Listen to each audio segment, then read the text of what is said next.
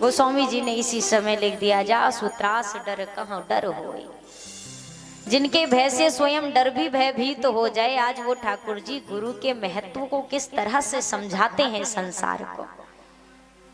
वापस जब पहुंचे हैं, हमने श्रवण किया, रात्रि व्यतीत हुई, प्रातः काल का जो समय हुआ, प्रातः काल की उस सुंदर बेला में आज हमारे दोनों सरकार गुरु जी के पूजनार्थ पुष्पों का चयन करने के लिए जनक जी की पुष्प वाटिका की ओर जाते हैं। मनोरम वाटिका है जनक जी की यह, और इस पुष्प वाटिका के समक्ष पहुंच करके ठाकुर जी सोच रहे हैं, पहले माली दिख जाए, आज्ञा ले लूं, फिर भीतर प्रवेश कर जाऊंगा। चारों तरफ देख रहे हैं, माली कहाँ है। ये है मेरे मर्यादा पुरुषोत्तम भगवान श्री राम जी की मर्यादा। एक फूल तोड़ने से पहले भी सोचते हैं कि पहले आज्ञा ले लूं, जिसके हाथ में यह सारी जिम्मेदारी है उससे, क्योंकि बाग का मालिक तो माली ही होता है। जब माली दिखा, आज्ञा मांग रहे हैं ठाकुर जी। चहु दिश चितय पूछी माली गण, चहु दिश चितय पूछी माली गण, लगे लेन दल फूल मोदित मन, लगे लेन दल फूल मोदित मन, मंगल भवन अमंगल हारी, मंगल भवन अमंगल हारी, द्रवहु सुदशरथ अजिर बिहारी, द्रवहु सुदशरथ अजिर बिहारी, द्रवहु सुदशरथ अजिर बिहारी। च्यों दिशि चितई पूछ माली गण, चारों तरफ देख रहे हैं, माली कहाँ है।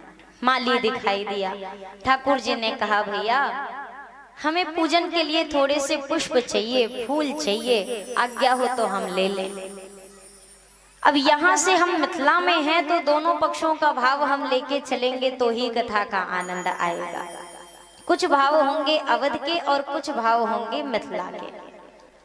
मिथिलापुर वासियों ने क्या कहा, मिथिला का भाव देखिए। माली ने सरकार को द्वार पे ही रोक दिया, वाटिका के द्वार पे। सरकार भीतर नहीं जाने दे सकते। अरे भैया हमें जाने दो ना, हमें पुष्पों का चयन करना है। माली ने कहा, सरकार देखो, समस्या इस बात की है कि हमने सुना है आपके चरणों की रज में ऐसा जादू था कि एक पत्थर पर छुलाया और पत्थर स्त्री बन करके आकाश को गई। तो हमें भय लग रहा है प्रभु, आप बाग के अंदर प्रवेश करें, कोई गड़बड़ी हुई तो। भैया लक्ष्मण ने कहा, अरे माली जी एक बात बताओ, हमें पैर से थोड़ी ना फूल तोड़ने, हमें तो हाथ से तोड़ने।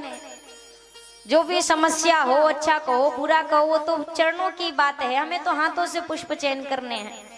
माली ने कहा, अरे सरकार एक बात बताइए, पैर के छूने से यदि पत्थर नारी बन गई तो हाथ के छूने से ये लकड़ियों में तो कुछ ना कुछ परिवर्तन आ ही सकता है। यदि ये कुछ बन गए फिर हम क्या करेंगे। श्री रघुनंदन जू सुनिए, हम बाग के भीतर जान न दी हैं। जादू बड़े तुम जानत हो, सो जाने का टोना आज चले हैं। आई रही मिथिलेश की नंदिनी, हम के ही भांति सो बात बनी है। और पग के पर से उड़ी गए पत्थरा, कर के पर से बिरवा उड़ी गई है। पैर से छुआ तो पत्थर उड़ गए, अब हाथ से छुएंगे सरकार तो हमें डर है ये सारे पेड़ पौधे उड़ ना जाए।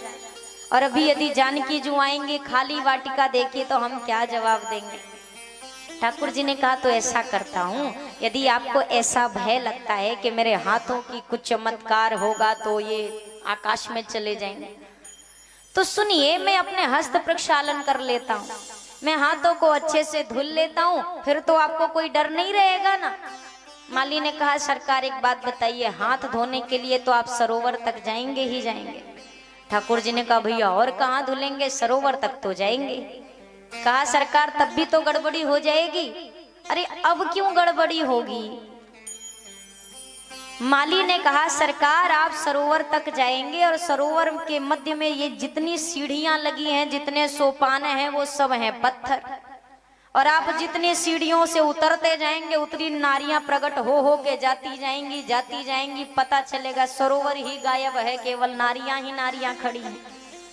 ये भी एक समस्या है। राम जी ने कहा भैया ऐसा कुछ नहीं है, हमें जाने तो दो। सरकार एक खतरा और है। अब क्या खतरा है? अंदर भंवरे बहुत है। भैया लक्ष्मण ने कहा भंवरे ही है ना, कोई ऐसा तो है नहीं कि हम रणभूमि में जा रहे हैं कि आप डर रहे हो। अरे भंवरों से क्या डरना। माली ने कहा सरकार वहां पे बहुत सारे भंवरे हैं। वो बहुत सारे भंवरे क्या कर रहे हैं? जो कुछ चंद कमल के फूल खिले हुए हैं ना, उन थोड़े से कमल के फूलों पर हजारों भंवरे मंडरा रहे हैं। तो उससे हमें क्या लेना देना है भैया माली? माली ने कहा सरकार चंद कमल के पुष्पों पर इतने सारे भंवरे मंडरा रहे हैं और आप तो अपने साथ पूरे का पूरा कमल का बगीचा लेके चल रहे हो। नवकंज लोचन कंज मुख कर कंज पद कंजारुना, चरण कमल, मुख कमल, अधर कमल, नयन कमल, कर कमल। अब इतने सारे कमल को यदि भंवरों ने एक साथ देखा तो हमें डर है वो कमल छोड़ के इस कमल पे टूट पड़ेंगे। अब आप बताइए कितनी बड़ी विकट समस्या आन खड़ी होगी यदि ऐसा हो गया तो। भैया लक्ष्मण ने कहा बातें तो इतनी बताई, अब कोई उपाय भी बता दो, क्योंकि पुष्प तो हमें चाहिए। माली ने कहा सरकार देखिए इस मिथिला का एक महामंत्र है और उस महामंत्र को लेते ये जितने जादू टोने जंतर मंतर चमत्कार होते हैं ना, ये सब यहीं पर समाप्त हो जाएंगे। राम जी ने कहा जो भी उपाय है बता दो भैया, क्योंकि पुष्प तो हमें चाहिए। मिथिला के उस माली ने कहा सरकार आप हमारी सिया जू की एक बार जय बोल दो, सारे के सारे जितने चमत्कार जादू टोना सब खत्म, आप बढ़िया आराम से प्रवेश करो। राम जी ने कहा ना ना हम किसी की जय नहीं बोलते, हम रघुवंशी हैं, हम ऐसे कैसे जय बोल दे। भैया लक्ष्मण से कहा लखनलाल आप बोल दो। अब भैया लक्ष्मण ने बोल दिया, बोलिए जनक दुलारी श्री जानकी जू की। अब भैया लक्ष्मण ने जयकार लगाई, जय घोष किया। अब दोनों के दोनों प्रवेश करने लगे। माली ने कहा रुकिए सरकार, छोटे सरकार आप जाइए और बड़े सरकार आप यहीं रुके रहिए। अरे पर जय तो बोल दी ना। माली ने कहा अरे छोटे सरकार ने बोला है तो छोटे सरकार जाएंगे, आपने बोला ही नहीं है तो हम आपको कैसे जाने दें, आप यहीं रहो। भैया लक्ष्मण ने कहा सरकार काहे को बात बढ़ाते हो, भीतर से तो आप बोलते ही रहते हो, आज बाहर से भी बोल दो एक बार, क्या हो जाएगा, बोल दीजिए जय घोष। और मिथिला वासियों का कहना है अंततः राम जी ने हमारी सिया जू की जब जयकार लगाई, जय घोष किया है, तब जाकर माली ने भीतर प्रवेश दिया। और यदि मानस के प्रसंगानुसार हम चले, माली से पूछकर हमारे सरकार ने प्रवेश किया वाटिका में। और वाटिका में प्रवेश किया, अनेक तरह के पक्षी हैं, चातक कोकिल कीर चकोरा, कूजत बिहग नटत कल मोरा। इतने सारे पक्षी हैं, बहुत सारे पुष्प खिले हैं, जो खिले हैं वो बड़े प्रसन्न हैं, जो ना खिल सके वो बड़े दुखी हैं। दुख इस बात का है कि काश यदि हम भी खिल गए होते ना तो ठाकुर जी आज हमें भी अपनी सेवा में लगा लेते, हमारा भी चयन कर लेते, हम भी उनके काम आ जाते।